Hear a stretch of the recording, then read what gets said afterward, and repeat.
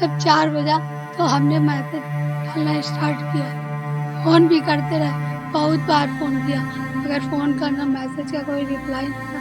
Phone switch off था। घंटे एक बार बात करा दीजिए, आपके पैर प्लीज़ भैया, एक बार बात करा दीजिए, आपके पैर छू रहे हैं। उन्होंने मेरी एक बात नहीं सुनी, करने लगे।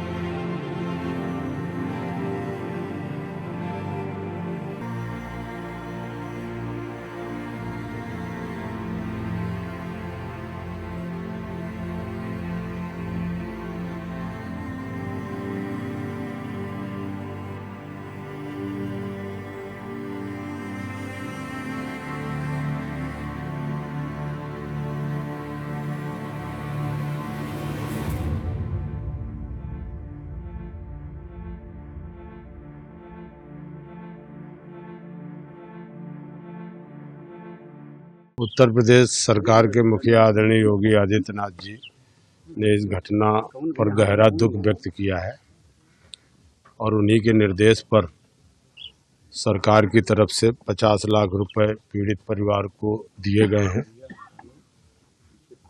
और उनकी मां को 15 लाख दिए गए हैं, 35 लाख रुपए उनकी पत्नी को, और एक परिवार के व्यक्ति को नौकरी सरकारी दी जाएगी योग्यता के अनुसार, और सड़क का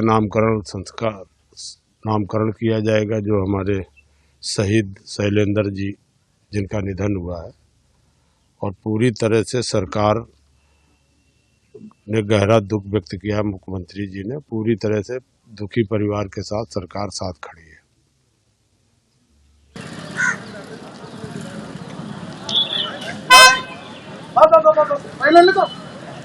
अरे कैलेंडर एक्चुअली हम सुबह कोचिंग पढ़ने जा रहे थे, तब वो बात हम कर रहे थे, बात करते करते ही जा रहे थे, मगर बोले अब तुम कोचिंग पढ़ लो, बाद में बात करेंगे, जब पढ़ के आना तब करना आगे। फिर उसके बाद में आए तब भी हम बात कर रहे थे, वीडियो कॉलिंग कर रहे थे। हमने कहा था 4 दिन बाद छुट्टी आना है।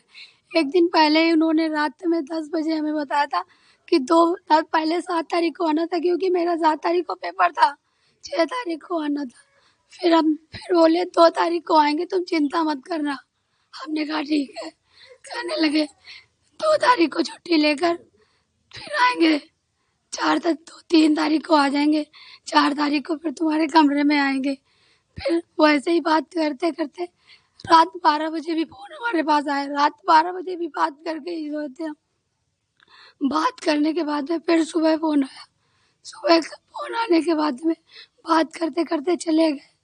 फिर दोबारा जब कोचिंग पढ़ के आए तब भी हम बोले अभी भी नहीं आप पहुंच पाए हो, कितना टाइम लगेगा पहुंचने में। कहने लगे जंगल के लिए जा रहा हूँ, टाइम लगेगा। हमने कहा दिखाओ कितनी दूर जंगल है। वीडियो कॉलिंग कर रहे थे। सड़कें बहुत ख़राब थी क्योंकि एक गाड़ी आगे आगे जा रही थी। हमने कहा आप अकेले जा रहे हो और कोई साथ में नहीं जा रहा। तो बगल वाला एक जो ड्राइवर था उसकी भी उन्होंने हमको फ़ोटो दिखाई। कहने लगे हम ही 2 लोग जा रहे हैं। कहने लगे तुम अच्छे से खाना बनाने लगे। 1:30 बजे की बात है, अच्छे से खाना बना लेना फिर खा लेना। फिर बात करना खाना बना के। तब भी हमने खाना नहीं बनाया, हम पढ़ रहे थे।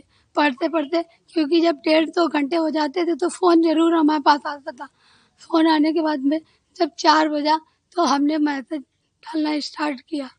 फ़ोन भी करते रहे, बहुत बार फ़ोन किया मगर फ़ोन का ना मैसेज का कोई रिप्लाई नहीं आया। फ़ोन स्विच ऑफ ही रहा। फिर मेरी भाभी ने फ़ोन मिलाया कि तुम्हारी बात हुई थी। तो हमने कहा हाँ भाभी बात हुई थी। क्या हुआ ऐसा? फिर उसी टाइम हम अपने भाई की आईडी से हमने फेसबुक खोला। फेसबुक पे खोल के इनके आईडी पे गए। आईडी पे जाने के बाद में उसमें कोई रोहन गौतम नाम का एक जुड़ा हुआ था, इन्हीं के सीआरपीएफ का। फिर उससे हमने फेसबुक से कॉलिंग की। उससे हमने पूछते ही रहे। हमने कहा प्लीज़ भैया हमारे हस्बैंड से एक बार बात करा दीजिए, आपके पैर छू रहे हैं। प्लीज़ भैया एक बार बात करा दीजिए, आपके पैर छू रहे हैं। उन्होंने मेरी एक बात नहीं सुनी। कहने लगे आपके घर में कोई हो तो उससे बात कराइएगा।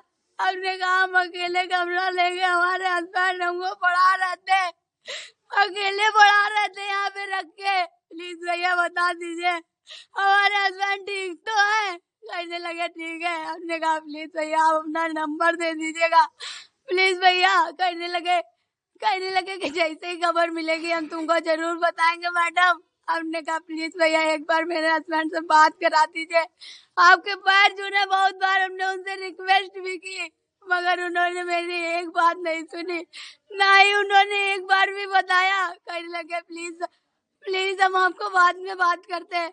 हमने कहा प्लीज भैया हमारे हस्बैंड सही सलामत तो है ना?